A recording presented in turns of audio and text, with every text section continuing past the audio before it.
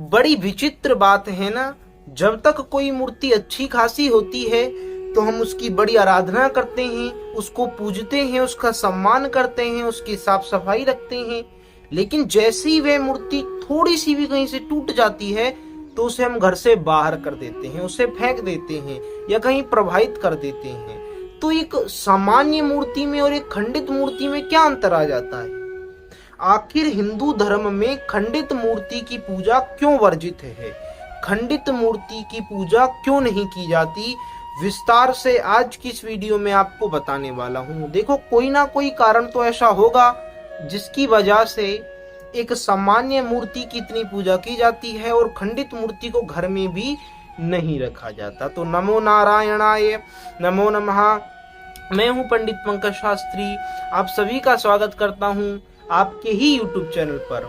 तो देखिए, इस YouTube चैनल पर हम प्रतिदिन धार्मिक जानकारियां लेकर के आते हैं और इसी श्रृंखला में आज की इस वीडियो में अत्यधिक महत्वपूर्ण जानकारी आपके लिए हम लेकर के आए। देखिए, एक सामान्य मूर्ति में भक्तों का भाव होता है कि भगवान विराजित है, तो हम भावपूर्ण रूप से उसको पूजते हैं, उसकी सेवा आराधना करते हैं, उसमें भगवान का एक प्रतिबिंब हम भक्त देखते हैं। लेकिन एक खंडित मूर्ति में मान्यता ये है, शास्त्रों की मान्यता है, आप इस पे तर्क कर सकते हैं कि आखिर ऐसा क्यों है, लेकिन जो शास्त्रोक्त बात है वो शास्त्रोक्त है, शास्त्रों का पालन करना पड़ेगा।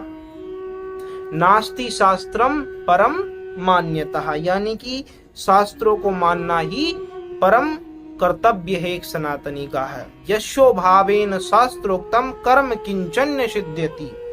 शास्त्र अनुकूल कार्य करके ही हम किसी भी कार्यों को सिद्ध कर सकते हैं। देखिए, शास्त्रों की ऐसी मान्यता है, जब कोई मूर्ति खंडित हो जाती है तो वह अपूजनीय हो जाती है। उसमें फिर हम देवताओं का या भगवान का प्रतिबिंब नहीं देख सकते। और अकॉर्डिंग टू वास्तु उसको घर में रखने से कई दोष भी बन जाते हैं। तो इस कारणवश हम खंडित मूर्तियों को घर में नहीं रखते। लेकिन यदि शिवलिंग है तो वे कभी खंडित नहीं होती, शिव पुराण में बताया गया है। और जो लड्डू गोपाल होते हैं वे भी खंडित नहीं होते, वे पुत्र स्वरूप होते हैं। तो यदि कभी भी उनका हाथ पैर यदि कोई टूट जाता है भूलवश, किसी भी कारणवश, तो उसे चुपका लिया जाता है। तो ये जो दो मूर्तियां हैं इन्हें नहीं फेंका जाता, ये खंडित नहीं होती। बाकी अन्य मूर्तियों को खंडित होने पर घर से निकाल दिया जाता है। तो अब ये बड़ा प्रश्न आता है कि यदि खंडित मूर्ति को घर से निकाल देते हैं तो उसे फिर हमें कहाँ पे रखना चाहिए? देखिए, सबसे बड़ी भूल लोग ये करते हैं कि खंडित मूर्तियों को या तो किसी वृक्ष के नीचे डाल देते हैं, वहीं पे पड़ी रहती हैं, वहीं पे टूटती रहती हैं, लोग उस पे थूक देते हैं, चढ़ जाते हैं। ऐसी मूर्खता नहीं करनी है। यदि ऐसी मूर्खता आप करते हैं तो इसका दोष केवल और केवल आपको ही लगेगा। तो इस बात का आपको विशेष रूप से ध्यान रखना है कि कहीं भी नहीं फेंक देना है। यदि आप प्रवाहित भी करना चाहते हैं तो शुद्ध जल में प्रवाहित कीजिए, ऐसे नहीं गंदे नदी नालों में आपने बहा दिया, फॉर्मेलिटी पूरी कर दी, ऐसा नहीं करना है। यदि ऐसा करते हैं तो आप भयंकर दोष के भागी, जो दोष आपको लग कर रहेगा। इसलिए यदि आप प्रवाहित करते हैं तो किसी शुद्ध जल में, शुद्ध नदी इत्यादि में प्रवाहित करेंगे।